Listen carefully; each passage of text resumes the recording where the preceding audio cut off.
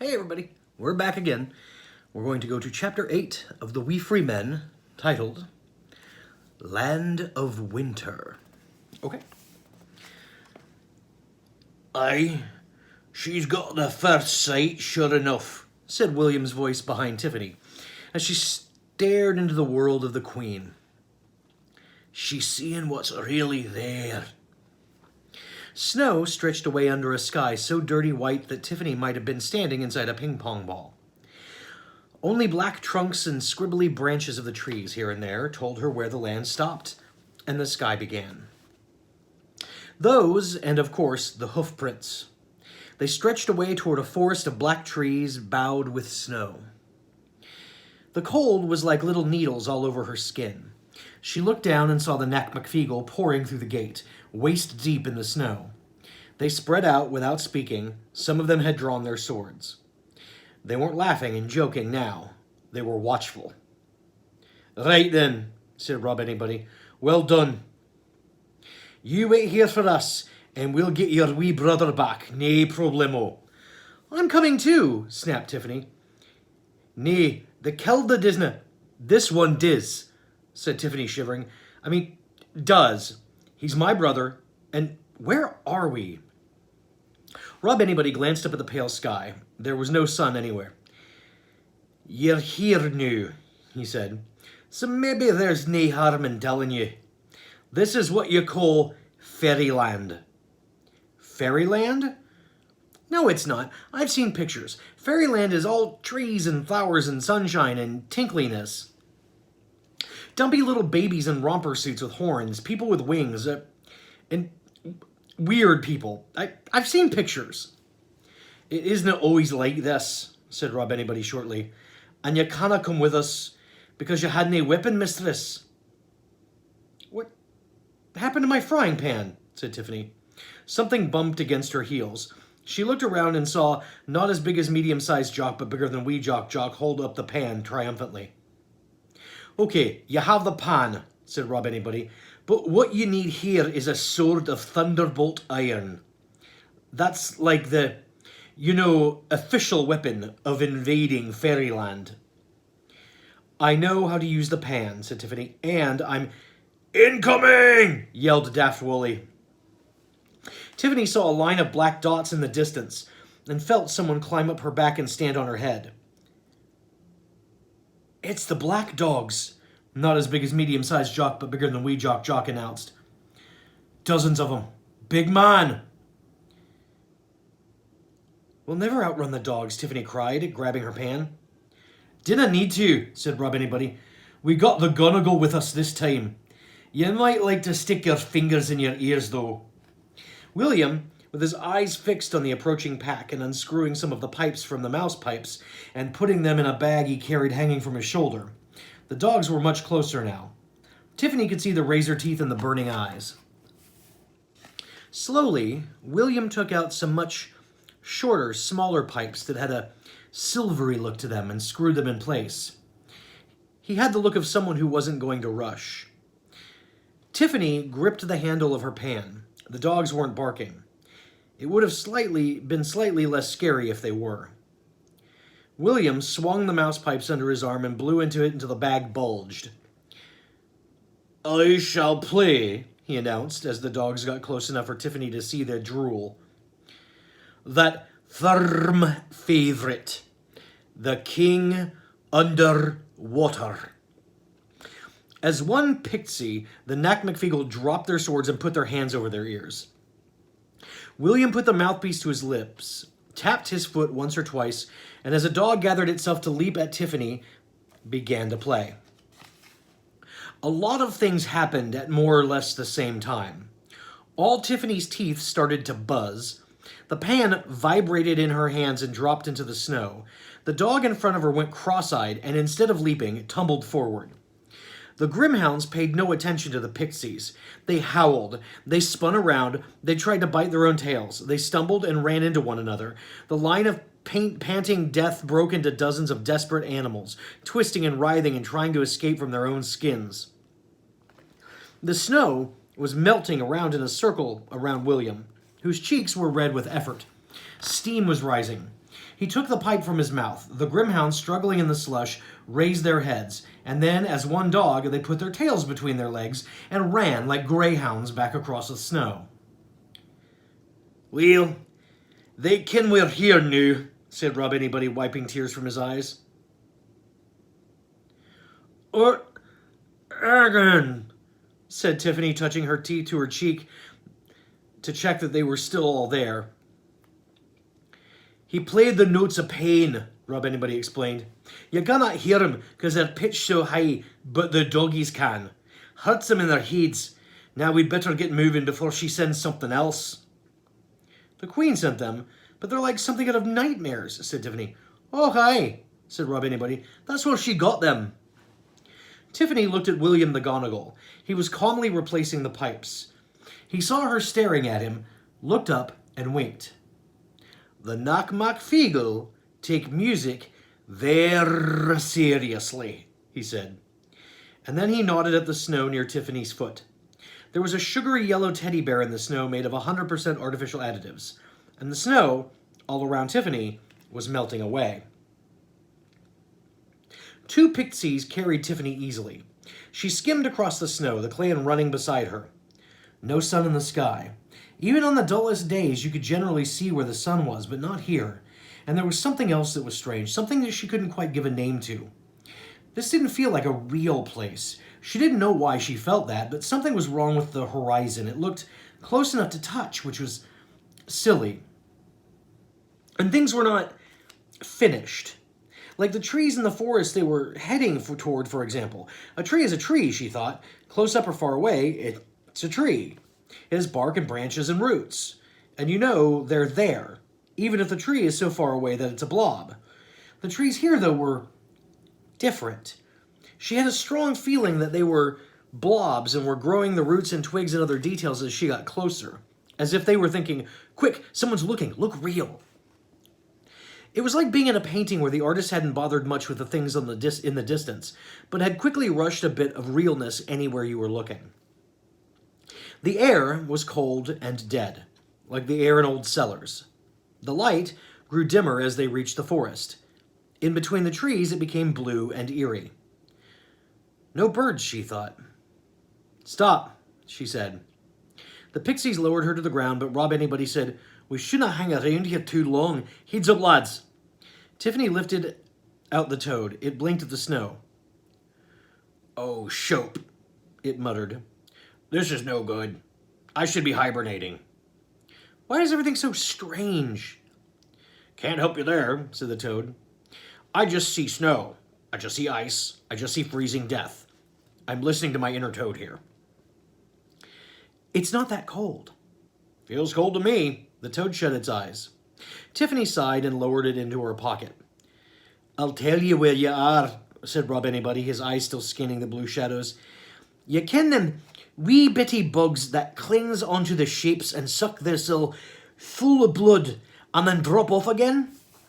This whole world is like one of them." "You mean like a tick, a parasite, a vampire?" "Oh, aye. It floats around until it finds a place that's weak on the world where no one's paying attention and opens a door. Then the Queen sends in her folk for the stealing, you ken, raiding of bairns, rustling of cattle." "We used to like stealing the cow beasties," said Daft Wooly. "Wooly?" said Rob Anybody, pointing his sword. "You ken I said there was times you should think before you're opening your big fat gob?" "Aye, Rob." "Well, that was one of the times." Rob turned around and looked up at Tiffany rather bashfully. "Aye, we was wild champion robbers for the Queen," he said.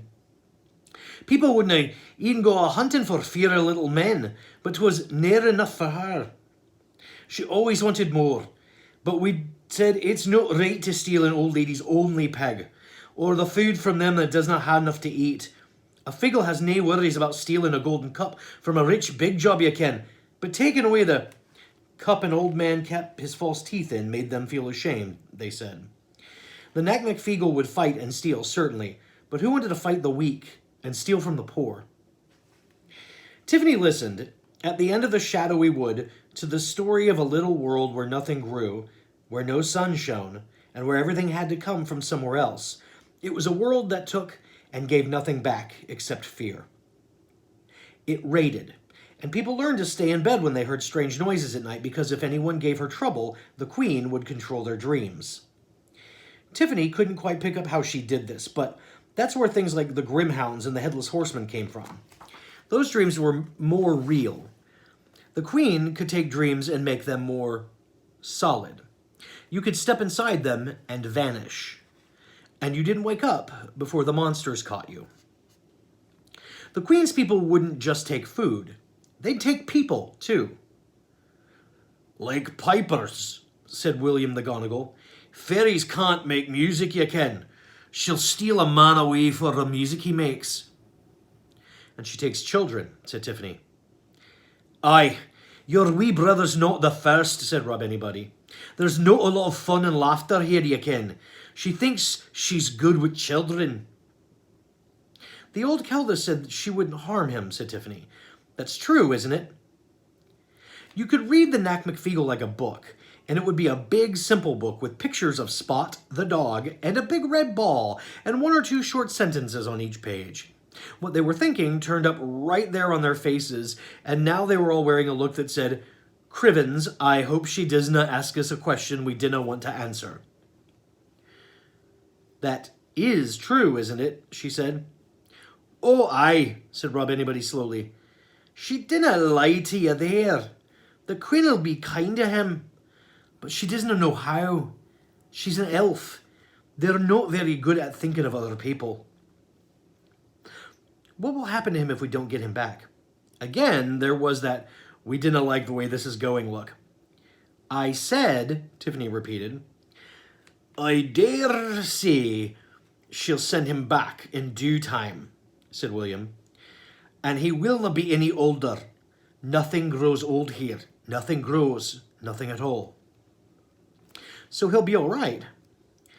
Rob Anybody made a noise in his throat. It sounded like a voice that was trying to say "I," but was being argued with by a brain that knew the answer was no. "Tell me what you're not telling me." Daft Wally was the first to speak. "That's a lot of stuff," he said. "For example, the melting point of lead is time passes slower the deeper you go into this place," said Rob Anybody quickly. "Years pass like days. The queen will get tired of the wee lad after a couple of months, maybe. A couple of months here, you ken, where the time is slow and heavy. But when he comes back into the mortal world, you'll be an old lady, or maybe you'll be dead. So if yous has bairns of your own, you'd better tell them to watch out for the wee sticky kid wandering in the hills, shouting for sweeties, 'cause that'll be their Uncle Wentworth. That wouldn't be the worst of it neither. Live in dreams for too long and you go mad. You can never wake up properly. You can never get the hang of reality again." Tiffany stared at him. "It's happened before," said William. "I will get him back," said Tiffany quietly. "We don't doubt it," said Rob Anybody. "And wherever you go, we'll come with ye. The Knack McFeagle are afeard of nothing."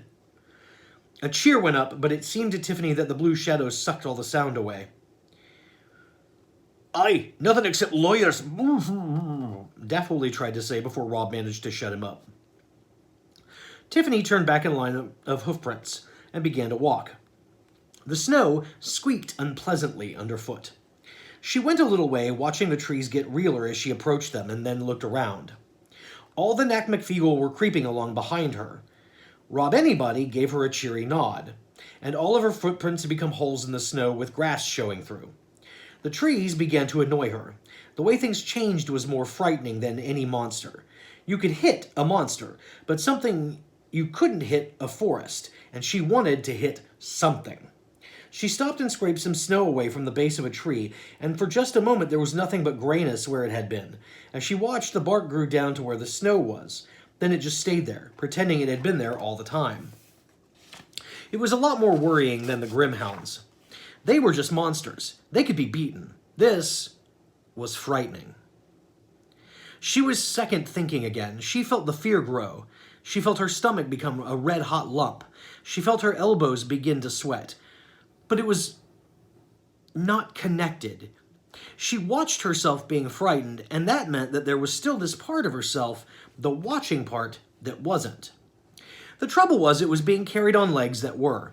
It had to be very careful. And that was where it went wrong.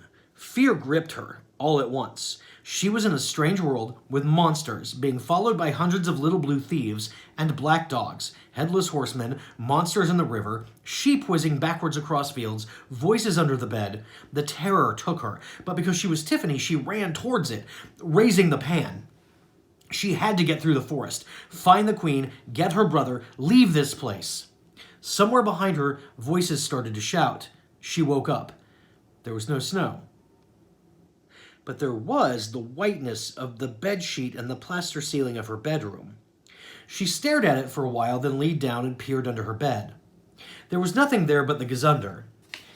When she flung open the door of the doll's house, there was no one inside but the two toy soldiers and the teddy bear and the headless dolly. The walls were solid.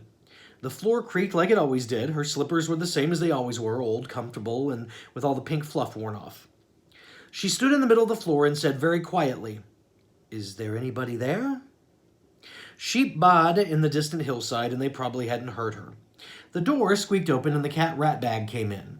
He rubbed up against her legs, purring like a distant thunderstorm, and then went and curled up on her bed. Tiffany got dressed thoughtfully, daring the room to do something strange. When she got downstairs, breakfast was cooking. Her mother was busy at the sink. Tiffany darted out through the scullery and into the dairy. She scrambled on hands and knees around the floor, peering under the sink and behind cupboards. "You can come out now, honestly," she said. No one came. She was alone in the room. She'd often been alone in the room, and had enjoyed it. It was almost her private territory. But now, somehow, it too was empty, too clean. When she wandered back into the kitchen, her mother was still standing by the sink, washing dishes, but a plate of steaming porridge had been put down in the one set place on the table. "I'll make some more butter today," said Tiffany, carefully sitting down. "I might as well while we're getting all this milk." Her mother nodded and put a plate on the draining board beside the sink. "I haven't done anything wrong, have I?" said Tiffany. Her mother shook her head. Tiffany sighed. And then she woke up and it was all a dream. It was just about the worst ending you could have to any story. But it all seemed so real. She could remember the smoky smell in the Pixies' cave and the way, who was it? Oh yes, he'd been called Rob Anybody. The way Rob Anybody had always been so nervous about talking to her. It was strange, she thought, that Ratbag had rubbed up against her. He'd sleep on her bed if he could get away with it, but during the day he kept well out of Tiffany's way. How odd. There was a rattling noise near the mantelpiece. The china shepherdess on the granny shelf was moving sideways of its own accord, and as Tiffany watched, with her porridge spoon halfway to her mouth, it slid off and smashed on the floor. The rattling went on. Now it was coming from the big oven. She could see the door actually shaking on the hinges. She turned to her mother and saw her put another plate down by the sink. But it wasn't being held in a hand. The oven door burst open and slid across the floor. "Dinna eat the porridge!" Nat McFeagle spilled out of the room, hundreds of them pouring across the tiles.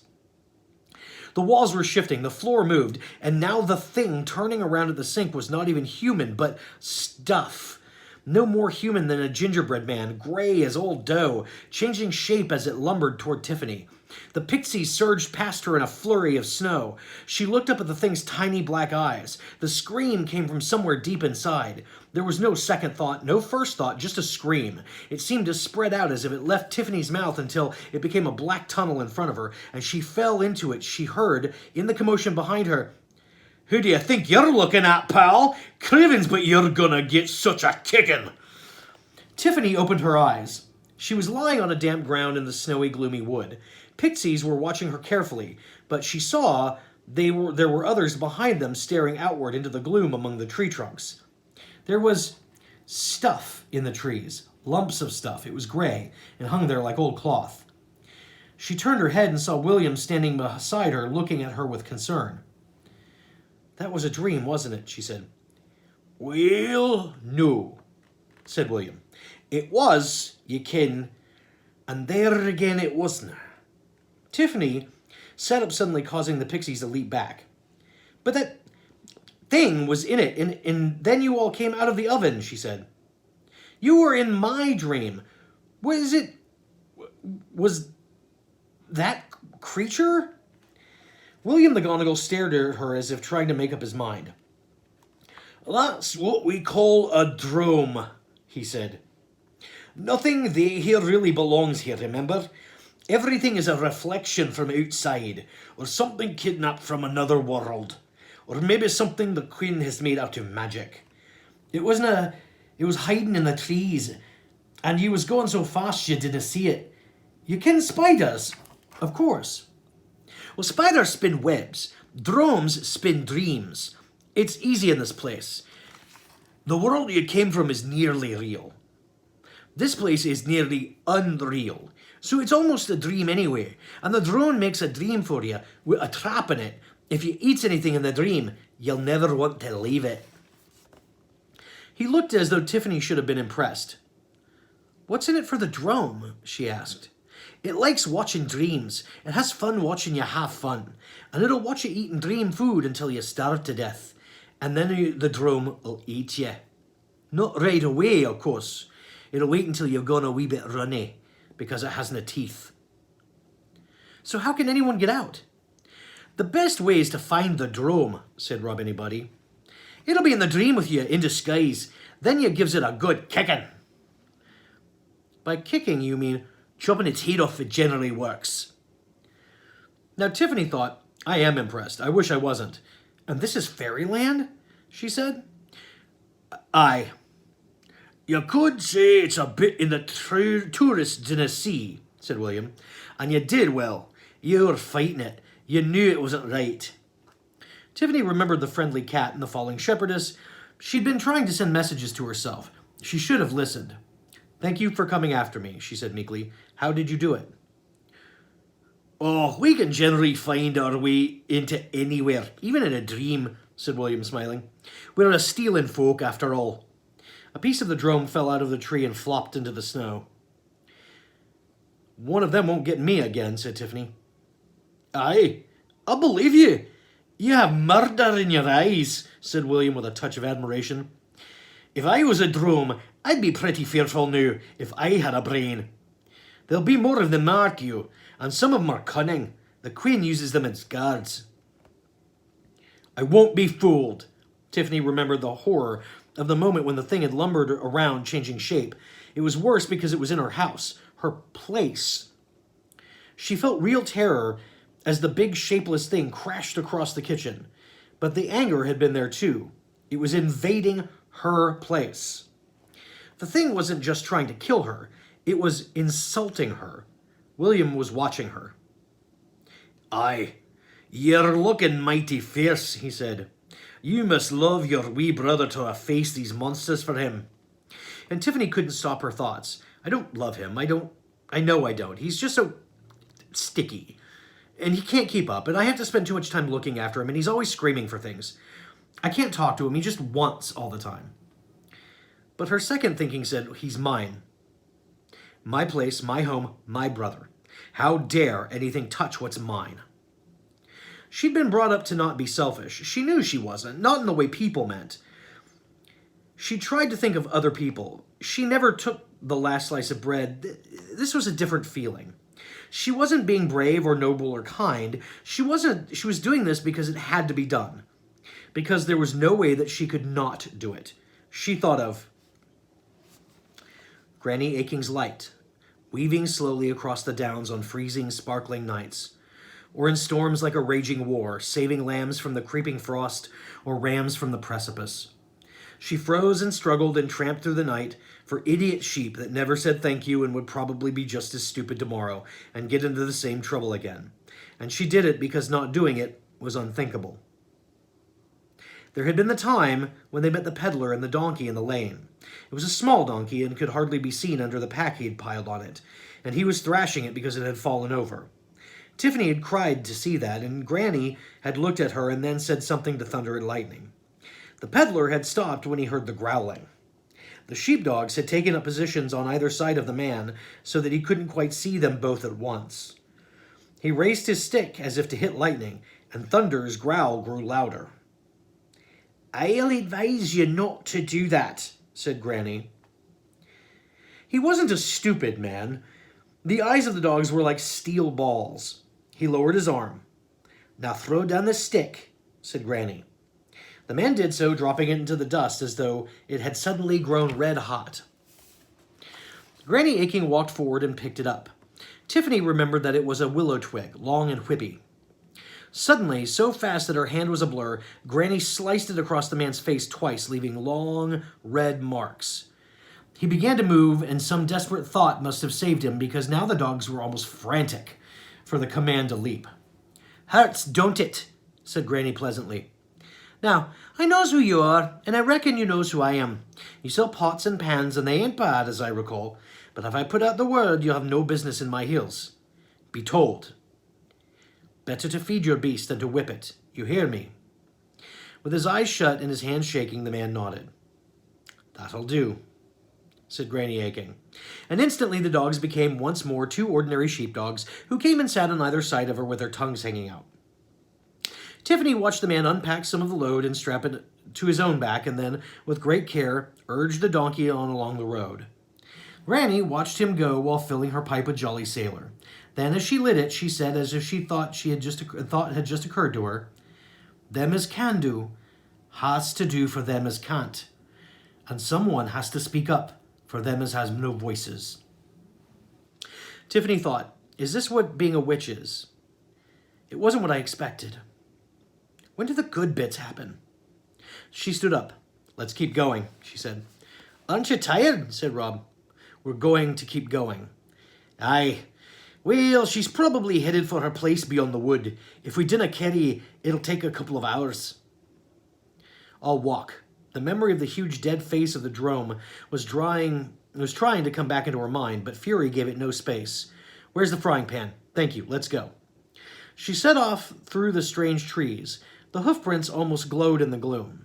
Here and there, the other tracks crossed them, tracks that could have been bird feet, rough round footprints that could have been made by anything, squiggly lines like a snake might make, if there were such things as snow snakes.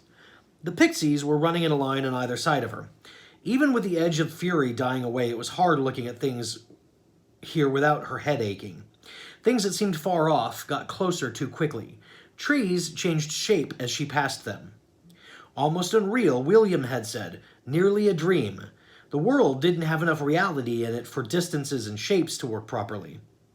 Once again, the magic artist was painting madly. If she looked hard at a tree, it changed and became more tree-like and less like something drawn by Wentworth with his eyes shut. This is a made-up world, Tiffany thought, almost like a story. The trees don't have to be very detailed because who looks at trees in a story? She stopped in a small clearing and stared hard at a tree. It seemed to know it was being watched, and it became more real. The bark roughened, the proper twigs grew on the ends of the branches. The snow was melting around her feet, too, although melting was the wrong word. It was just disappearing, leaving leaves and grass. If I was a world that didn't have enough reality to go around, Tiffany thought, then snow would be quite handy. It doesn't take a lot of effort, it's just white stuff. Everything looks white and simple. But I can make it complicated. I'm more real in this place. She heard a buzzing overhead and looked up, and suddenly the air was filling with small people, smaller than a Feagle, with wings like dragonflies. There was a golden glow around them. Tiffany, entranced, reached out a hand. The same moment, what felt like the entire clan of Nakmcfeagle landed on her back and sent her sliding into a snowdrift. When she struggled out, the clearing was a battlefield. The pixies were jumping and slashing at the flying creatures, which buzzed around them like wasps. As she stared, two of them dived onto Rob Anybody and lifted him off his feet by his hair. He rose in the air, yelling and struggling. Tiffany leaped up and grabbed him around the waist, flailing at the creatures with her other hand. They let go of the pixie and dodged easily, zipping through the air as fast as hummingbirds. One of them bit her on the finger before buzzing away. Somewhere, a voice went, "Oh!" Rob struggled in Tiffany's grip. "Quick, put me down," he yelled. "There's gonna be poetry." And that's the end of Chapter 8. Next time we'll do Chapter 9. See you soon.